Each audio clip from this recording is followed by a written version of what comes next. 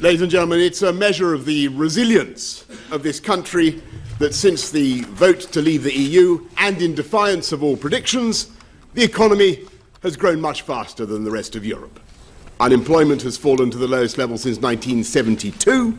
Exports have soared. English football teams have won both the Champions League and the UEFA Cup by beating other English football teams. Full of players, of course, who benefit from freedom of movement, which is now to be abolished. £1.3 trillion. It's almost as if the commercial dynamism of the British people is insulating them from the crisis in our politics. We haven't left yet. Yet we cannot ignore the morass at Westminster, where parties have entered a yellow box junction, unable to move forward or back, while around the country there is a mood of disillusion, even despair at our ability to get things done. The longer it goes on, the worse the risk that there will be serious contamination and a real loss of confidence, because the people of this country deserve better from their leaders. They need courage, and they need clarity, and they want a resolution. And that is our mission today. And that is why I'm standing before you, because now is the time to remember our duty to the people and the reasons for the Brexit vote. It wasn't just about democracy, though that was fundamental. It wasn't just about immigration, though people were entirely reasonable in wanting national controls. I remember that campaign vividly, and I think I understood some of the feelings of those who voted to leave. That's why he lied about Turkey. To be heard. They wanted to feel that they too could be part of the astonishing success of this country. They wanted to feel that their hopes and dreams were as important to the government as the desires and priorities of any metropolitan-style guru or tech king or the head of some FTSE 100 company. And so now is the time to unite this country and unite this society. And we cannot begin that task until we have delivered on the primary request of the people, the big thing that they asked us to do. After 3 years and 2 missed deadlines, we must leave the EU on October the 31st. Vote Leave, of course, was fined and referred to the police for breaking electoral law. He's yet to actually comment on that. Presumably he will now. And we must do better than the current withdrawal agreement that has been rejected 3 times by Parliament. And let me clear that I am not aiming for a no-deal outcome. I don't think that we will end up with any such thing. But it is only responsible to prepare vigorously and seriously for no deal. Indeed, it is astonishing that anyone could suggest dispensing with that vital tool of negotiation. The European Union has been preparing for no deal for most of the last 3 years. Of rising to the challenge. And it's only by preparing and raising awareness of what no deal might entail that we will ensure that we do not resort to that option. It's only if we have the guts and the courage to get ready for it that we will carry any conviction in Brussels and get the deal we need. Because they don't want that doesn't make sense. Deal any more than I do. Here we go. And we will simply not get a result if we give the impression that we want to go on kicking the can down the road with yet more delay. Delay means defeat. Delay means Corbyn. Kick the can again, and we kick the bucket. With every week and month that goes by in which we fail to deliver on our promise, I'm afraid we will further alienate not just our natural supporters, driving them into the arms of insurgent parties, but anyone who believes that politicians should deliver on their promises. The paradox is that we have not allayed the divisions in our society by failing to deliver the outcome which millions voted for.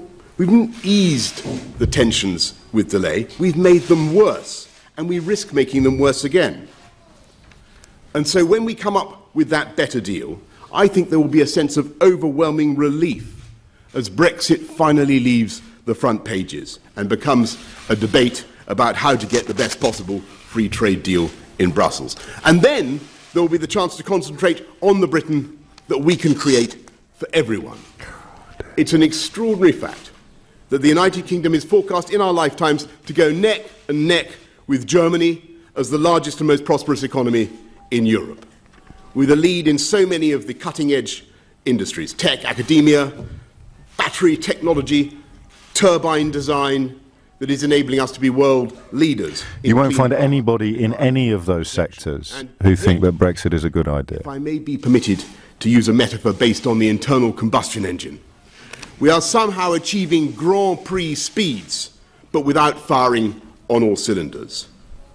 We all know there is a huge gulf in the prosperity between London and the South East, the most productive region in the whole of Europe, and the rest of the UK. And so, if we are to respond to that profound message of the Brexit vote, if we are to unite our country and unite our society, then we must fight now for those who feel left behind. We need now to level up, not to neglect our capital, of course not, but to put in the infrastructure that will lift every region: Northern Powerhouse Rail, proper connectivity in the West Midlands. It is absurd that Spain should have 80% coverage of fibre optic broadband against only 7% in this Boris Johnson's party has been in power for 9 years. Leeds should be the largest city in Europe with no metro rail system. We must end the injustice of our education funding gap, both in primary and secondary schools, giving young people everywhere the same tools and the same freedom and the same confidence to succeed, and do more to fund our amazing FE colleges that have been too often forgotten. Boris Johnson voted for every single cut to education moral funding. Purpose as a government to bridge not just the wealth gap, not just the productivity gap, but the opportunity gap between one part of the UK and another. And I know we can do it. I know we can unite our country and our society, because I have seen and used exactly those tools to help to unite our capital, the greatest city on earth. When I became mayor, Boris Johnson once had to apologise to the entire city of Liverpool. 4 of the 6 poorest boroughs in the UK. When I left office after 2 terms, we had none of the bottom 20.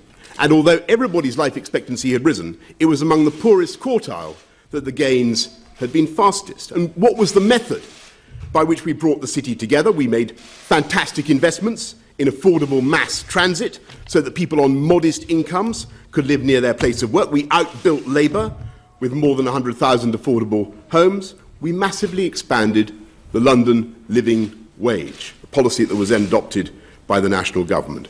We cut the murder rate by 50%, cut road traffic fatalities by 50%. And when you consider that those calamities fall disproportionately on poorer families, you can see that everything we did was driven by a desire for social justice and promoted that outcome. And yet, of course, at the same time, we defended and championed the businesses and wealth creators who make those investments possible. And there was a long period when I was just about the only politician who was willing to stick up for financial services, even though they produce about £70 billion in tax for our economy. And I did it because that is the symmetry at the heart of modern conservatism. Financial services, of course, at the forefront of businesses fleeing Britain in and the armed service advance of personnel Brexit. and the police, precisely because we are willing to encourage the tech wizards and the shopkeepers and the taxi drivers and, yes, the bankers as well. And we enable the extraordinary success of our private sector with a strong, committed, passionate, well-funded public sector. It's that synergy, that symbiosis, that sizzling syzygy. There's been a pay freeze in the public sector since 2010. Generating further economic growth, and that is the formula. That is the way we will bridge the opportunity gap and bring the country together, responding to the mighty plea of the majority of our people for fundamental change on the 23rd of June 2016, so that no town, no community, no person feels left behind. And that is the way we will reknit the bonds of this amazing country. And in everything we do, we will seek to strengthen the union of our four nations, that invincible quartet, the awesome foursome that makes up the UK, the world's soft power superpower. And I've seen across the world, in our armed forces, in our diplomacy, our sheer cultural impact, how we are so much more than the sum of our parts. Scotland and Northern Ireland, of Our course, friends abroad voted to don't remain. think of England or Scotland or Wales or Northern Ireland. They think of all the values that are expressed by that union flag: economic and political freedom, democracy, free speech, human rights, a passionate determination to campaign for the protection of the natural world, female education. That's what they know the United Kingdom stands for, and they admire it deeply. And over the last few years, I've seen in our friends the desire for this country to recover its confidence and self-belief. And the curious thing is that very often it's been our friends and partners who have shown more confidence in this country than we have ourselves. I'm sorry, I have no idea what he's talking about now. It's time to end this debilitating uncertainty, to end the doubts and division with clarity and decision. And that is why I believe I'm the right person to take this country forward. And I'm proud and humbled to have the support of so many of my parliamentary friends and colleagues here today, and indeed represented my former team in City Hall.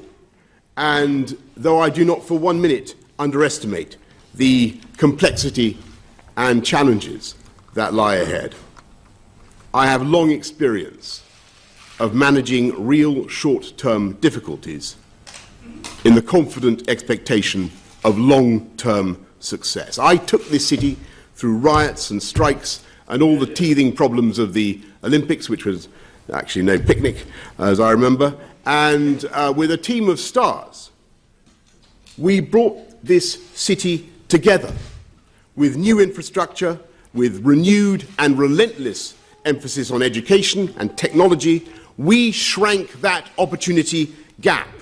And to sum up my mission in a sentence, what I want to do now, with your help, is to do for the whole country what we did in London, releasing the creative energies of our country and its peoples and healing its divisions. And I will make one final observation. I know the London Labour left.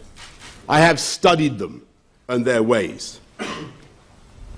I know who they are. I know what kind of people. I know their obsessions with strange far-left Latin American caudillos, This with is proto-Marxist Boris Johnson views, bringing the country back together curious and hostility uniting to free speech. the population, of course. And yet in Jeremy Corbyn we have a man who is far to the left of Ken Livingstone in his nihilistic determination to hike taxes to penal rates, to attack wealth creation and private property, and in his failure, again and again, to extirpate anti-Semitism from his circle. And I'm afraid that what he stands for... That tragically is a valid criticism of the Labour leader at the end there. No point pretending otherwise. Someone's got to be objective. And I'm afraid that he and what he stands for are a real threat to our fundamental values and our way of life. I come to this fight now as a proud Conservative who has campaigned, by the way, in just about every seat in the country. And I believe in the innate decency of our country, in its genius and in its hard-won freedoms. I believe in setting people free by equipping them with the education to achieve their dreams.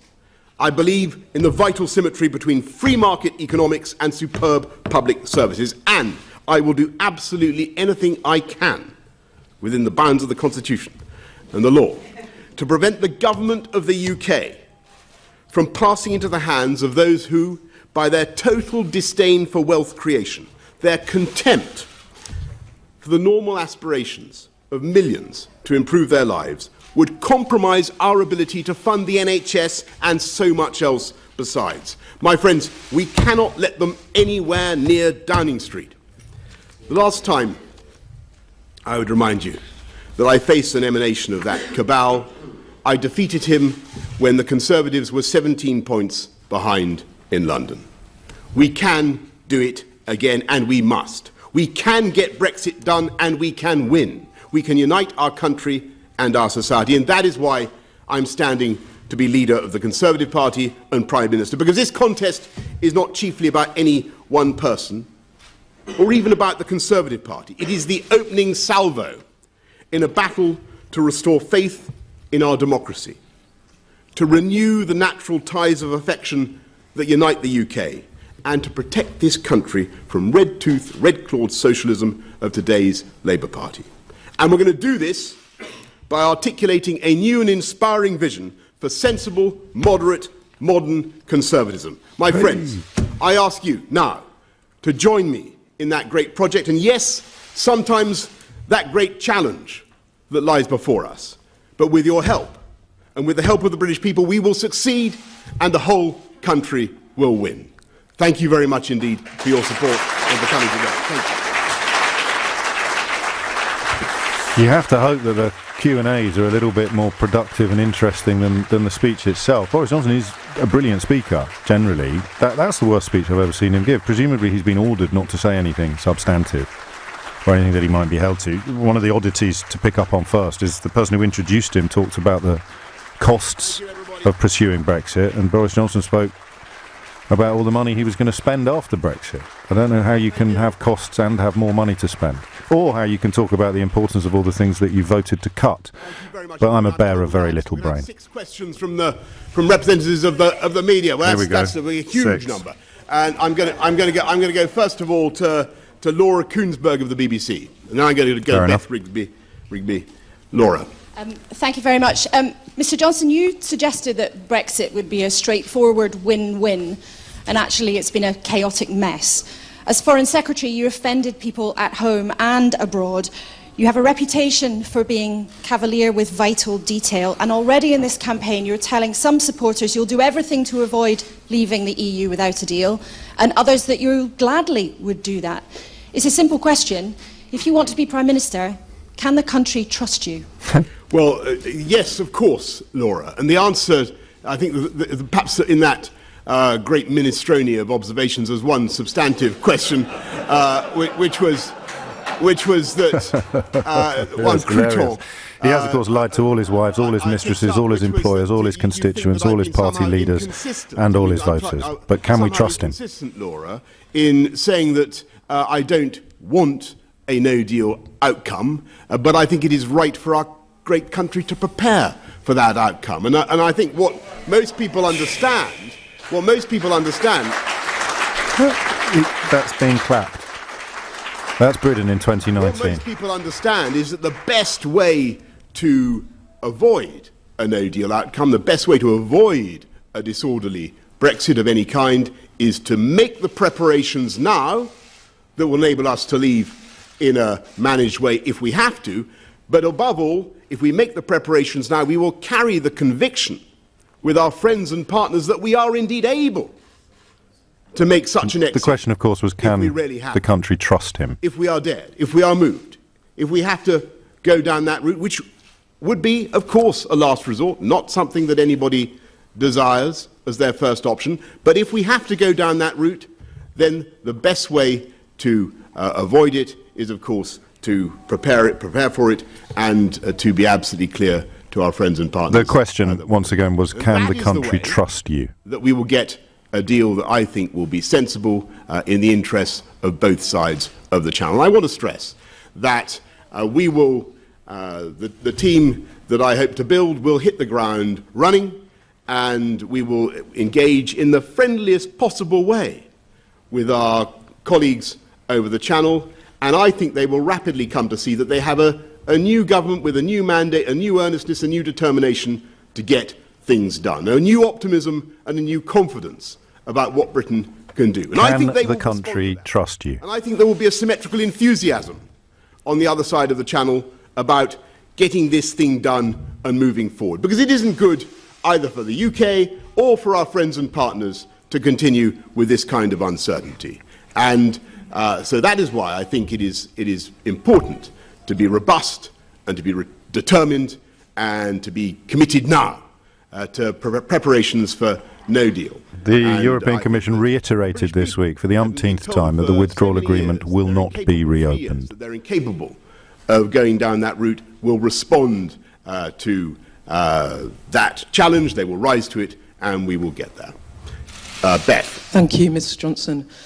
Mr. Johnson, you brandish your Brexit credentials, but many of your colleagues worry about your character. Your Foreign Office... My parrot? Your character. Oh, sorry. Your character. It's very funny. Your former Foreign Office Future Prime colleague, Minister Alistair here. Burt, said your description of the PM's plan as a suicide vest wrapped around Britain was, quote, outrageous, inappropriate and hurtful. He said this language had to stop, but it doesn't stop. You brought shame on your party when you described veiled Muslim women as letterboxes and bank robbers. People who have They worked applauded the closely comments with about you Jeremy Corbyn's do not anti-Semitism, think you're these fit people, the to same be people Prime in the Minister. same room, in case you were confused. Beth, I'm delighted that many of my former colleagues seem to dissent from that view, but It wasn't a view, it wasn't a view. Nonetheless. It was a litany of facts. I want to make a general point. Everything she said happened. You It wasn't a asked a fair view. question, Beth, and a good question. I want to make a general point about the way I do things and the way and the language I use, because of course occasionally some plaster comes off the ceiling as a result of a phrase I may have used, or indeed as a result of the way that phrase has been wrenched out of context and interpreted by those who wish, for reasons of their own, to caricature my views. But I think it is vital that we as politicians remember that one of the reasons why the public feels alienated now from us all as a breed, politicians, is because too often they feel we are muffling and veiling our language, if I might put it that way. Here we go. Boris Johnson defending his abuse of ethnic minorities and Muslims.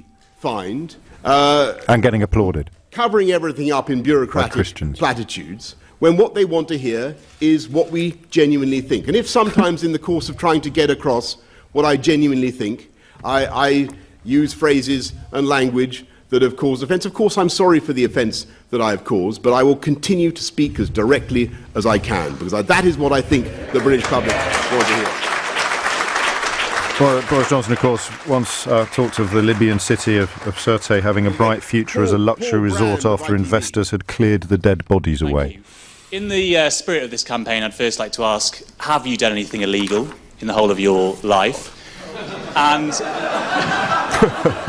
Yes, party of law and order there. secondly, Hilarious. regardless of the answer to that question, the problem that you do have in this contest, as much as you might refute it, is one of trust, is one of reliability. So may I ask you, do you regret any of the mistakes that you've made in your political and your personal life? And are you saying that you would change as Prime Minister? Have I ever done... Excellent questions. Paul, have I ever done anything illegal? Look, I mean, I cannot swear that I've always observed a top speed limit in this country of 70 miles an hour. I would not want to be put on, catechise you closely on that. On your general question about, this is the key issue here. Do I do what I promise I'm going to do as a politician? That is the issue. That's the Boris issue that you Johnson legitimately was adamant raised. that no ticket offices And the on the answer to London that is Underground yes. or You fire look at what we stations did would in close City while Hall. he was mayor. We There said are we would currently do no X. ticket offices on the We London ended up doing Underground. X plus 10. I mean, virtually every single... We said that we'd do 100,000 homes, and we did slightly more. Perhaps not a huge number more, but slightly more. I promised to stop knife crime, which was out of control, or to cut knife crime. And you remember what was happening 11 years ago or so when I was first, and I see veterans of that campaign, I'm proud to say, here in the front. It was terrible. We had kids losing their lives in our city at a rate of 28, 30 a year. Teenagers were being stabbed to death in London. We had to take some very tough decisions. And I'm absolutely delighted that two of my former deputy mayors who were intrinsically involved in that campaign, James Cleverly and Kit Malthouse, are both now on our team today. And they did an extraordinary job. They did an absolutely extraordinary job. Kit had to take some very, very difficult decisions about encouraging the police to go down Operation Blunt 2, which you remember involved taking about 11,000 knives off the streets of London, saving who knows how many lives of kids, avoiding heaven knows how much grief and misery for the families of those young people. And he did it, we did it, with stop and search. And I'm delighted to say that the government is now putting back the emphasis on stop and search in our towns and in our cities, because I believe there's frankly nothing kinder. Stop and search generally undertaken, of course, for drugs. Almost all of the Conservative leadership contenders have confessed to taking drugs coming down the streets who may be carrying a knife, than to ask him, to the best of my knowledge, have ever been stopped and searched. Him to turn out his pockets and produce that knife. That is not discriminatory. That is a kind, compassionate, loving thing to do, and it worked. And it worked. And we ended up, as I said just now, we ended up cutting serious youth violence by, I think, 32%. Speaking of cuts, Boris Johnson, of course, has never not voted for cuts to public spending, including there was a long police period numbers, in which we had the murder rate in London running at or under about 100 a year, which is an astonishing thing for a city of almost 9 million. Absolutely astonishing thing. And that was because of the work of the police. And I say one thing about the way 20,000 police jobs were lost as a result of his party's policies. I know you probably don't need me to tell you, but someone does. I believe as a leader of great public services, it is your job not just to be the chief consumer, not just to hold them to account, but also to recognise that you are there, in some sense, their leader and their champion. And we should get behind our police, and we should support them. And by the way, we should fund them properly, because they do a fantastic job. Steve Norris, of course, who ran to be Conservative Mayor twice unsuccessfully, writes, everybody likes him except the people who know him. Total chancer who doesn't read his papers, cynical and self-indulgent. An odd man called Brian Coleman, who was chair of the London Fire and Emergency Planning Authority, agrees. Spent half my meetings as his chairman telling him what I had told him at the last meeting. Which seems to have bedeviled this campaign so far. You told GQ some years ago now, when asked whether you'd taken cocaine, yes, I tried it at university, and I remember it vividly, and asked whether the drug had actually gone up your nose. You said, yes, it must have done, but it didn't do much for me. Were you telling the truth then, and do you regret the fact that you took a Class A drug?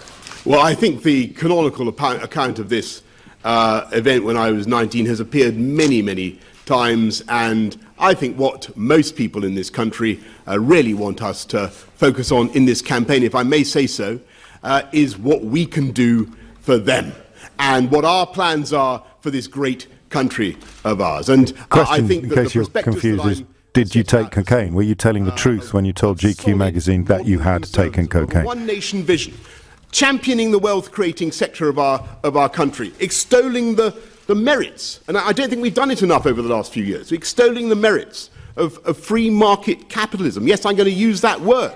Extolling the merits of free market capitalism, because we believe that that is the way to support the poorest and the neediest in society. That is at the core of what we're trying to do. That is a message that I don't think people have heard enough in the last few years. I'm absolutely determined. But were you lying when you said you'd taken cocaine, or were you lying when you said you hadn't? Is, I think, in danger of blowing us off track. Let's focus on what conservatism is. Let's focus on what conservatives can do.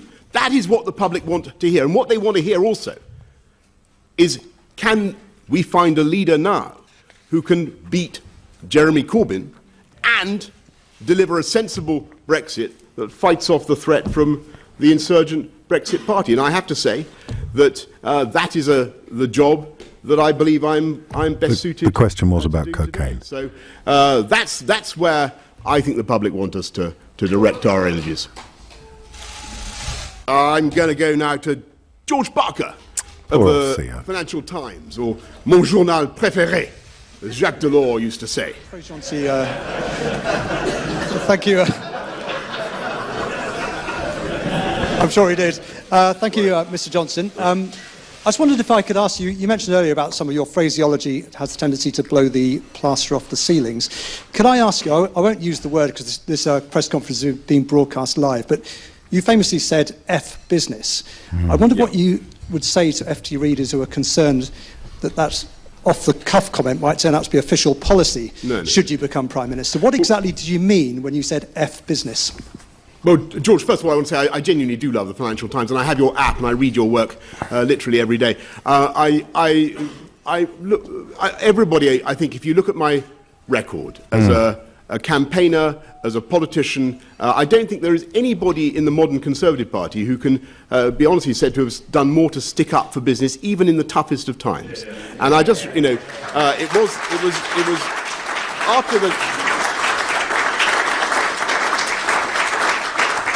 after the crash, I remember vividly there was an absolute feeding frenzy in 2008. There was a feeding frenzy on financial services in London. Everybody said that we should allow the bankers all to depart to Zurich and New York and Singapore and all the rest of it, and good riddance. And I thought that was a disastrous approach. And our fantastic city and this UK economy benefits from hard-working people, and they're not all, by the way, on massive incomes in financial services. Don't forget that. There are probably 500,000 people in this city who depend on financial services, but they're not all on massive incomes.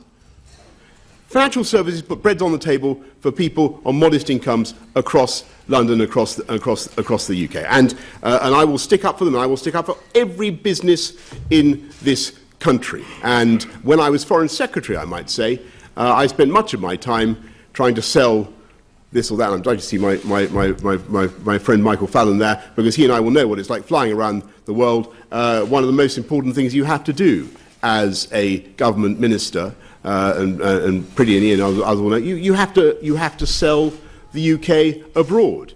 And I can tell you that if I'm lucky enough to become our leader and Prime Minister, there will be no more enthusiastic, committed champion and salesperson, man, sort of take of accuracy, salesman of the UK. That is the mission. The potential disruption to trade in services from Brexit could pose a far greater threat to the UK and EU economies than restrictions around the movement of goods, according to new research from the Dublin-based Institute for International and European Affairs. Hello. You've promised against day to exit the EU on the 31st of October, with or without a deal. But Brussels may not be as susceptible to your charms as you hope, and MPs are already moving to block a no-deal exit. What then? And will you commit now to resign if you fail to meet that 31st of October deadline? I understand. Of course, I understand that strong question. Colleagues in Parliament have very strong views, but our job is to engage with everybody and just to point out that the real existential threat that I now think faces both major parties if we fail to get this thing done. And I think that in the end, maturity and a sense of duty will prevail, and I think it will be very difficult in the end for colleagues in Parliament to obstruct the will of the people and simply to block Brexit. Because, we asked the people, we put the question out to them, and in a sense it was absolutely right to do so, because the issue of membership of the European Union does go fundamentally to people's sense of what their future is, what their identity is, where they see themselves. Again, the question was, will you resign if we haven't left the European Union by October the 31st? By a substantial majority. Parliament voted overwhelmingly to trigger Article 50 and get this thing done.